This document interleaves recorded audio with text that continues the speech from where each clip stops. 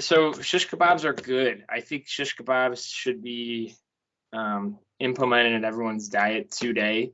I what I've heard is that it's the biggest test boosting, least stress derivative in your life. Antihistamine, beta blocking.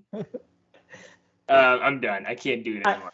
I legit just saw an ad on YouTube, and it was like, every man should be on hormone replacement therapy and or testosterone replacement therapy. And like it was like these like two jack bodybuilders, like very lean, and like the worst, like an elementary like snip tool of their face just like put on like some other dude's face, you know? And they're like, this could be you. And I'm like, oh Right, really? my God. Yeah. This was like legit too. I'm like, this is like so awful. Yeah, we're going through a weird time again. I forgot who I've been following him for a while, but I don't remember his name. And I think he's part of like a TRT clinic. So we're going through a weird time because remember when Boston Lloyd was around? Rest in peace, Boston Lloyd. Really crazy guy, crazy physique, but he died from, I think, just over abusing drugs. But obviously he didn't probably pass away from abusing. It's just maybe heart failure. I can't tell you. I couldn't remember. But he had like the YouTube series of like injecting TRT and like other abusive like steroids that you can get on. But they're doing it now like on Instagram, what I've been seeing a lot lately, like, hey, hop on TRT. But like this one guy, I think back to the point, I think he does a really good job. He works for a TRT clinic and like, he's a bodybuilding coach. And, he doesn't shy away from like taking competitors out that are natural, not natural, because he does use, and I think people who use or want to use needs a coach. And I think it's always advised to get a doctor involved and get those people involved. But then there's the other side, right? It's like you need to be on TRT. You need this, you need that. And like Roman and I have always said, like once you start hearing those words, that's when you don't need it at all.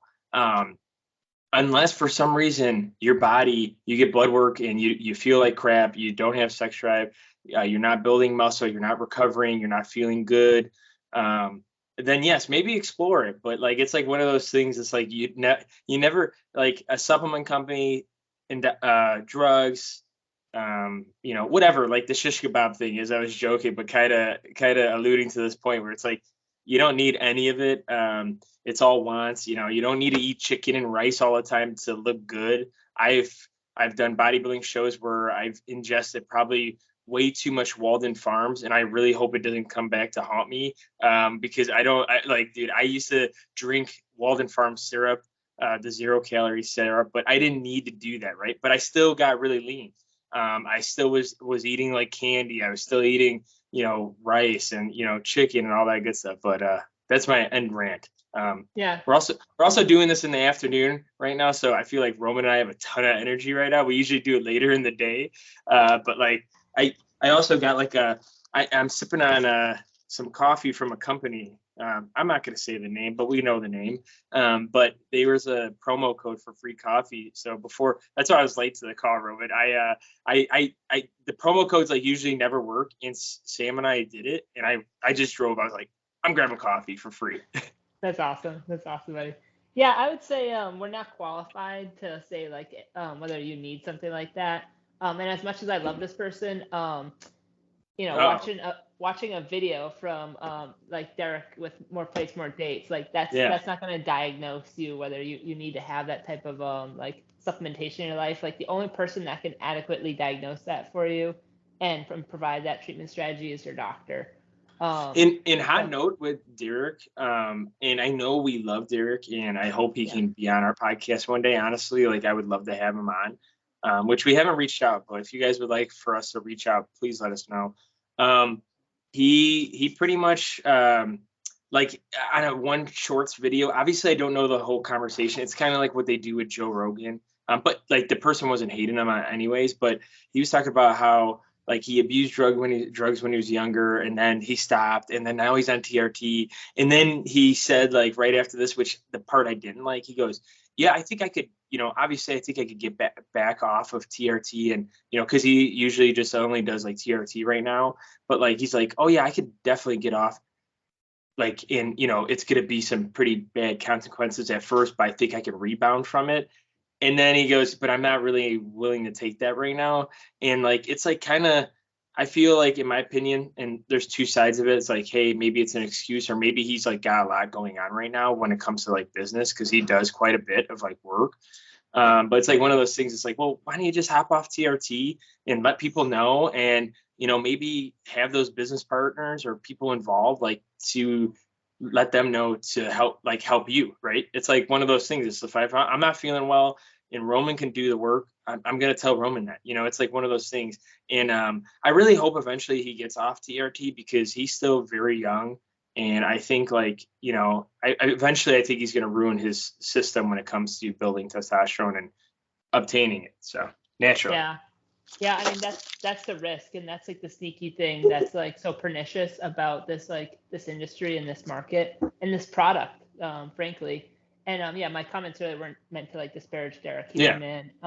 But like, sure, he would probably even say like, hey, don't watch one of my videos and think like you need to be on like TRT or HRT because you're like feeling tired one day, like he would like, he'd probably say something like that.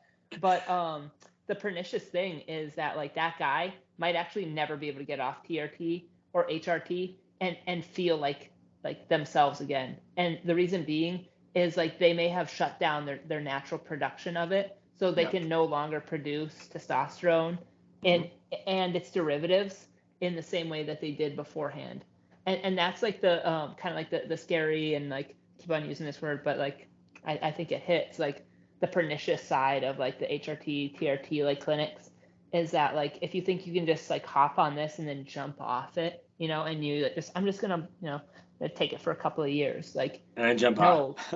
You might be on a script for the next 60, 80 years until you die. Mm-hmm. So like people can't even wrap their mind around what that like financial cost would be. Now, let alone the cost to their health, let alone like the inconveniences to their social life, because now like they have to drive like down to the clinic to get the administration. If they try and administer it themselves, like, okay, you get like sepsis, you end up losing a leg because you didn't properly sterilize the spot, like for whatever reason your body didn't take where you try to inject. Like there's a lot of like potential downside and the small upside where you're like, I think I could look like this like Instagram model. Like that's not realistic, and that shouldn't be your goal. Like your goal should just be like you getting better like every day, like you beating like yourself, that kind of thing. So yeah, I guess I'm over with my rant as well. Mark Lobiner, the guy that owns Tiger Fitness, and I've worked out with him twice when he was living in Illinois, and he's a very vocal person about it, and he's been on TRT probably for like 10 years now or plus, and he pretty much just said like, hey, like kind of like what you're saying, like if you're going to dive into it, make sure you're making that clear decision, make sure you're understanding what's going to happen, because he admits it and he says it all the time. He goes, I'm going to have to be on this for the rest of my life. Like my body can no longer naturally produce it. And, and he's on a script, obviously he travels. So you got to make sure you can, you're understanding that now you're taking it with you on the plane. For some reason, if someone stops and asks you what that is, you kind of have to go through it, the process, all that good stuff, because you're now taking syringes with you, you're taking wipes, you're taking vials with you. So it's like one of those things. It's like, if you would want to do that, like, cool, do it. As long as you understand all of it, then fine. And speaking of which, one last thing is, I don't know if you've noticed it, Roman, but there's been a crap ton of like kids. Well, when I say kids, like I mean younger than me, which I'm not like old at all, I don't think. But there's people doing now like 30-day Tren challenges. I don't know if you've noticed that, but like It's insane. Yeah, these younger guys are doing like 30-day Tren challenges where they pretty much take Tren for 30 days. They do before and after. Pictures, videos, all that good stuff. So it's really interesting because it's like these kids, some of them were like, teens, like 16 to 18. And then some of them are in like their early 20s. So I don't know if you've seen that. No, That's horrible. Yeah, I mean, I'm all for fitness challenges, but that's like the potential lifelong ramifications that you could suffer because you're trying to do this fun challenge. Wow, crazy times that we live in, like crazy times. That's pretty disheartening. Just because I understand like the viral aspect of that type of like a social challenge, and that's really disheartening because there could be a lot of kids that end up losing their lives just based off like the unintended consequences that come from that. So that sucks. On a positive note, if you made it this far and I do look like Serge Tankian, please put BYOB in the comments below, or send us a DM. And you never know, maybe Roma will send you a picture back that he doesn't post often. I don't know. Maybe. Could. The lighting is like so on point for like a System of a Down like music video right now though. It's pretty dope, buddy. Yeah, I think he's got like he doesn't have like the cheeks like I do. I think he's got more of like a V structure. If I had that down, you never know. Maybe I'll, because I haven't shaved my head in a while. Maybe I'll grow my hair out and become him on your birthday, or AKA Halloween. Maybe I'll try to like do that as like a costume, because like when I shave, people always think like I look like Cillian Murphy. He's the guy from like Peaky Blinders. He played Scarecrow in Batman. So when I have a shaved face, because I do have like one of those like European hats. So I was thinking about doing that this year. Maybe I'll save it for next year. I'm not too sure. I feel like he's got a longer face though. He's got a longer face, and he's usually pretty lean. Yeah, and I'm not lean. Not to say you're not. I'm fat right now. PHAT. So. Yeah, you're making them sweet gains, buddy. Yeah, go ahead. So we can spin a positive, because I'm like kind of disparaging all these different challenges. What do you think about this challenge, buddy? As a way to drive more followers to our Instagram, and provide like top-notch entertainment and content. What do you think about my post from now up until just past Halloween, where I just wear like a costume, or the like Halloween themed videos? That honestly, I would like that. I actually, someone actually sent me a person deadlifting with like a screen mask. So I might do that with you. Not every post like you would, but I think that'd be pretty cool. And also, if you guys didn't really know, but Roman's birthday is actually Halloween. I wasn't joking earlier. We both have like pretty funny birthdays. So if you know, you know, but whatever. We have another birthday in our community. Shout out to Bill. Yeah, shout out to Bill, one of our listeners and one of our good friends that I mean, he's I hope he doesn't mind. I mean, he's 38 and he's still crushing the game. And I'm really happy, and I think he's in good shape, and I think he's doing the right things to hopefully, grow old and never like really hurting that bad, right? So I think that's the whole goal, right? One of the goals. He just swam a 5K. Like I could never do that. That's something that I will never do. Like, congratulations, Bill. You won. Like, I could never swim a 5K, buddy. Like, that's like crazy impressive. Yeah, I think when you brought up that challenge you're doing with Joe, who is one of our guests, and you're telling us about that story about you swimming, I think people know like both of us are pretty bad when it comes to that nature of sport. It was so bad. Like, man, like I kind of squandered another opportunity this summer to do better with my my swimming skills. I'm trying to keep up with Joe, and like I literally swam like 50 feet, and he swam like 200 feet. Like he was just chilling. Like he was just like he wasn't trying to race. Like he was just like, oh yeah, try and keep up, Roman. I'm over there like thrashing around, like practically drowning, like that whole like duration of the 50 feet, and the 200, 300, whatever plus feet he went. Like no problem, no issues. He turns around and I'm still like trying to like chase after him. I'm like, oh my god, this is embarrassing. Like this video.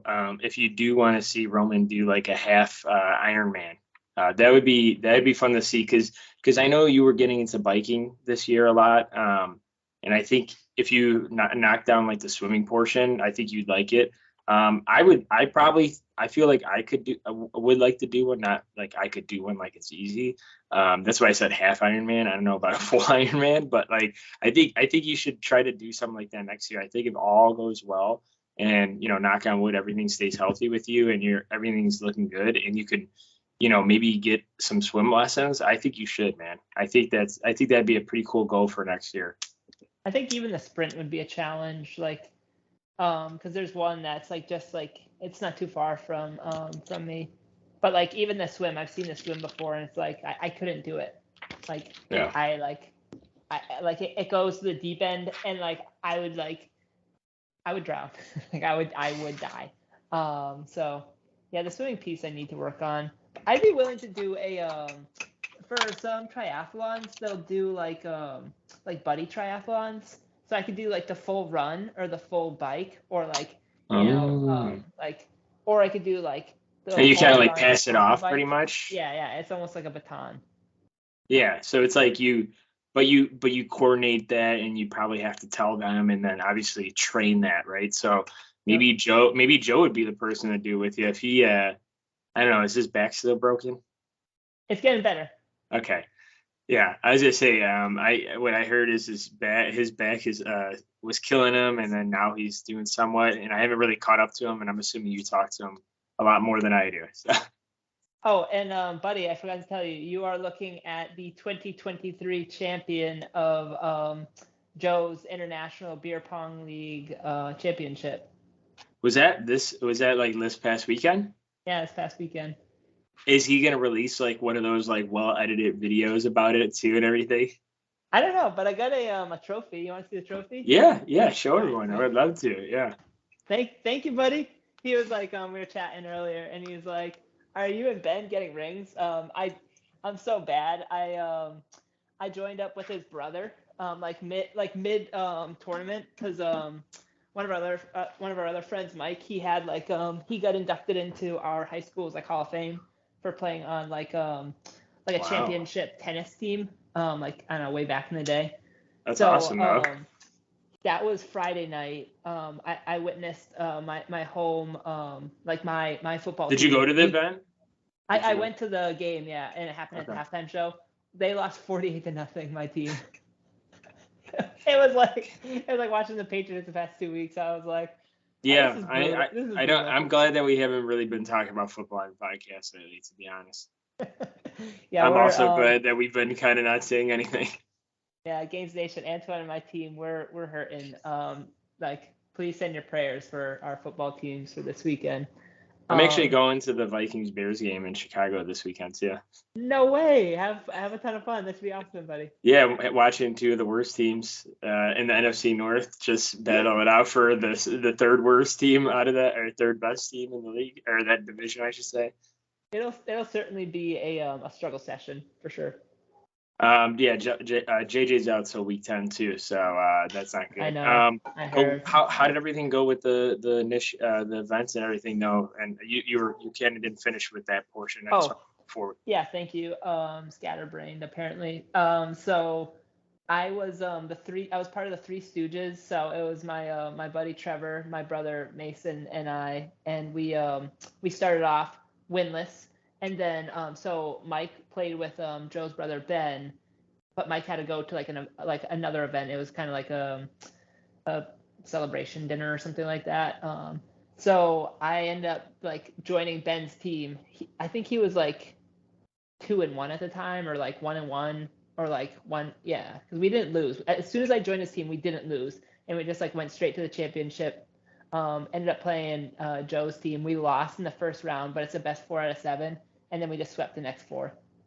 Dang. Yeah. Wow.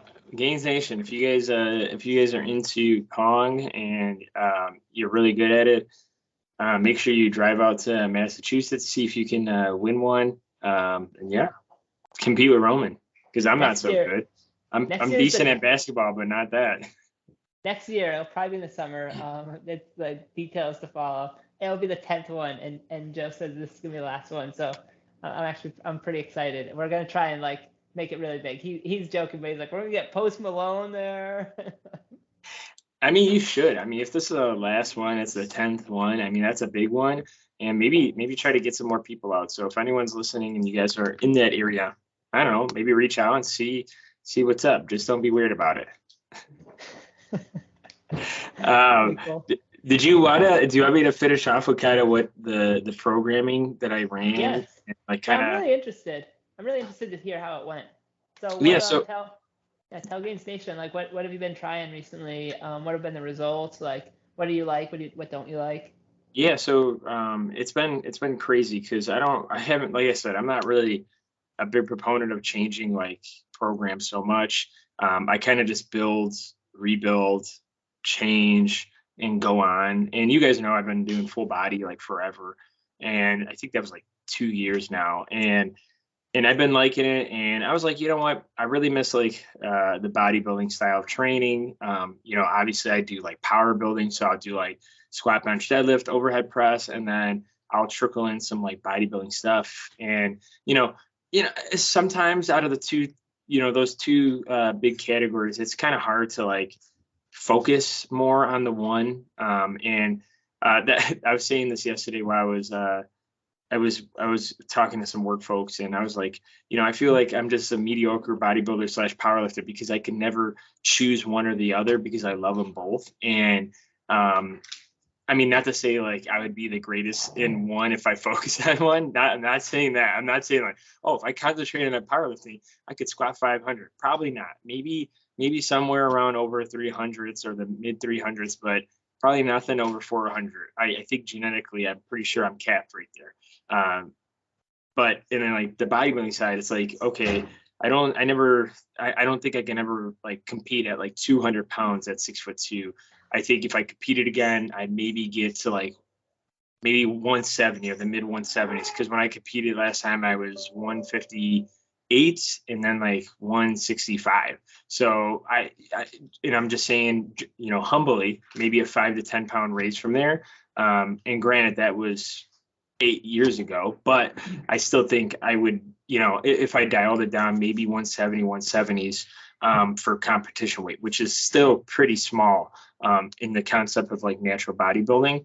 And I think Eric Helms like competes at like what 185, Yeah, and I'm pretty sure he's my height. So like someone like Eric Helms, he's a great natural bodybuilder, great person. We've talked about a million times on the podcast. So anyways, back to the point, I wanted to find like and like I said, I would love to do like a coaching experience and like, purchase like something where they're going to do this stuff for me. And I think eventually I will try to offload this eventually. But personal things have been going on and in the background. I'm not going to talk about all that, but like I pretty much found an RP template for a hypertrophy program for 5 weeks. And it was all bodybuilding. So, I cut out like the heavy benches, heavy squats, heavy deadlifts to kind of go ahead and change things up.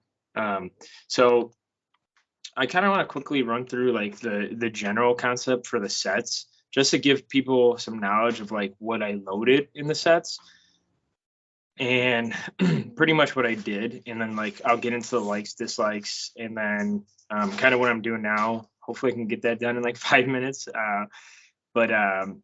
So pretty much for week 1, it was abs, back, bicep, calves, chest, front delts, glutes, hamstrings, quads, rear delts, traps, triceps.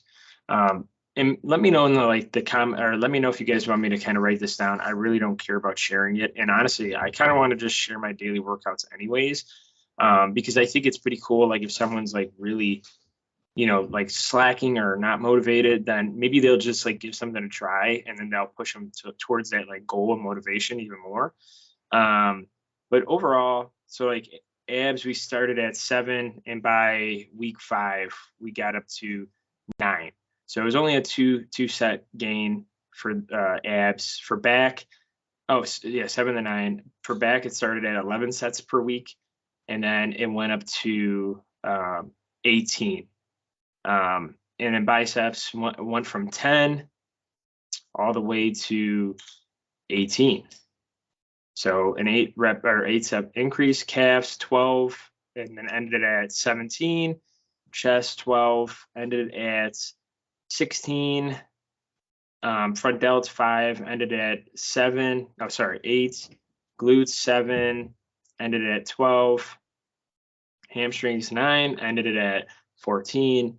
Quads 14, ended it at 14, and then ended at 17. Rear delts started at 18, ended at 30. Traps 10, ended it at 16, and then triceps 12, ended it up at 19. I know that was kind of lengthy, and like I said, I could just write it down in the show notes if you guys want me to, or I could just do that. And pretty much like RP, it kind of goes through like the MEV, the minimum effective volume. Or sorry, remind me, Roman, MEV versus MAV. Yeah, minimum effective. That's like maximum adaptive. Maximum adaptive. That's what it was. Sorry. And then it kind of gives you like some baselines, which is like pretty cool, and it shows you like kind of like frequencies. So it's pretty cool to like get these definitions. So if like for some reasons if you like this and you want to switch things up, you kind of have a good base and idea. One thing that I never really like write down is like I always think it's funny because it's like I could care less because I'm not in that bodybuilding like focus, but it's like the sets for glutes, like that's something that I don't write down often. I don't really do like potential like or specific training around like glutes, especially like right now. I don't do specific training around traps.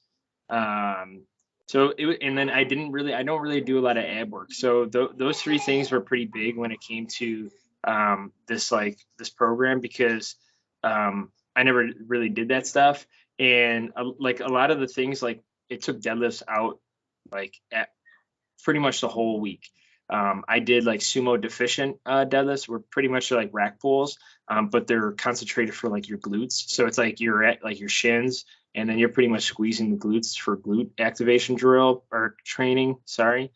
And then it kind of like throughout the week, it kind of split things up. I mean, I guess it was like full body kind of way, but like the first day was like chest, triceps, delts, biceps. And then like the second day was like quads, calves, front delts, traps. So it does trickle in some full body. And there was like high bar squat, which I actually like switched to low bar because with my form and everything and how it feels, I switched back to low bar recently, and Roman was part of me like changing that. He said like how it's smooth it looks compared to like high bar, even though high bar I do on the Smith machine. So like if I do need to do high bar, I would rather do it on the Smith machine. And depending on how the Smith machine is built, like how the angle is, I like high bar better. And I just can't do low bar on Smith machine. I just prefer high bar. And then they had, so bench was still in there. And also with this program, there's a lot of incline close grip bench, where I just did a post, and I just been digging incline bench lately, and I don't do incline bench ever. And I actually put in what I'm doing now currently, and it was like brutal but awesome. And one more thing before I stop talking about this is another thing I really liked about like this style of training. I don't know if Mike Israetel was part of it, but there's a lot of like there's like 3 or 4 different workouts where it was reps of as fast as possible, or AFAP, and it would be like a certain rep count. And in the notes pretty much is like if you had to stop, you wait 30 seconds and then continue with the reps. So like pull-ups was one of them. It was like 30 reps.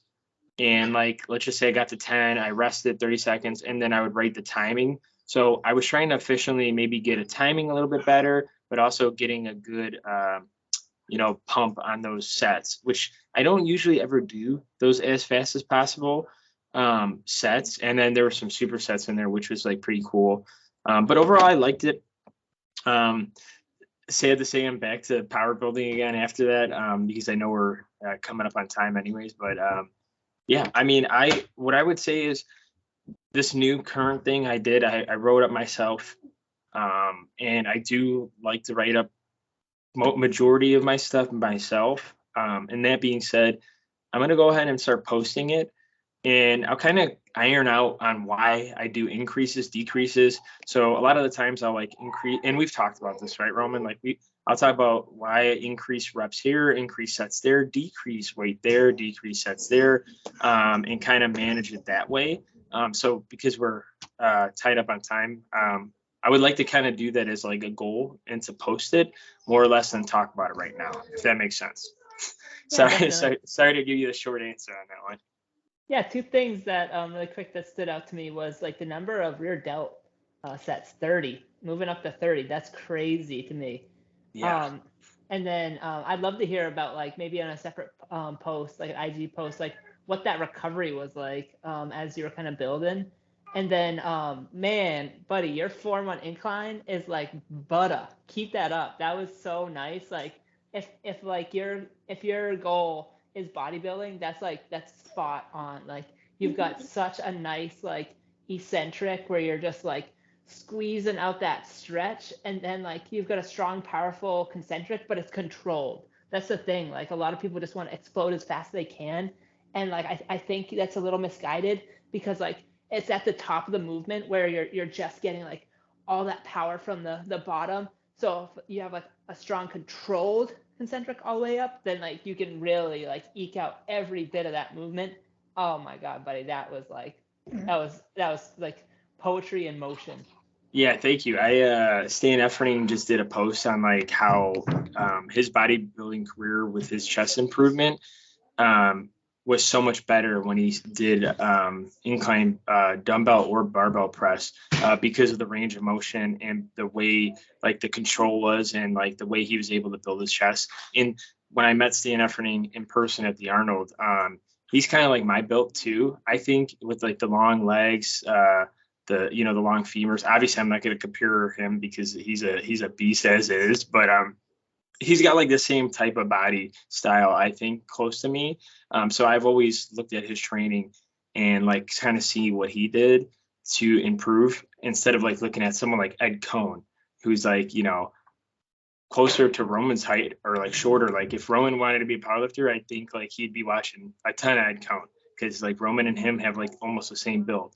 Now, granted, the guy has like baseball mitts, his hands, which he's like blessed. I mean, the guy's hands were like bigger than mine. So I don't know if Roman has that going for him. I'm pretty sure. I know I've seen Roman physically, and I don't think his hands are like baseball mitts yet. Maybe one day, maybe they could do some enlargements. But awesome. Well, thank you guys for tuning in. Please like, comment, subscribe, and we'll see you guys in the next one. Peace.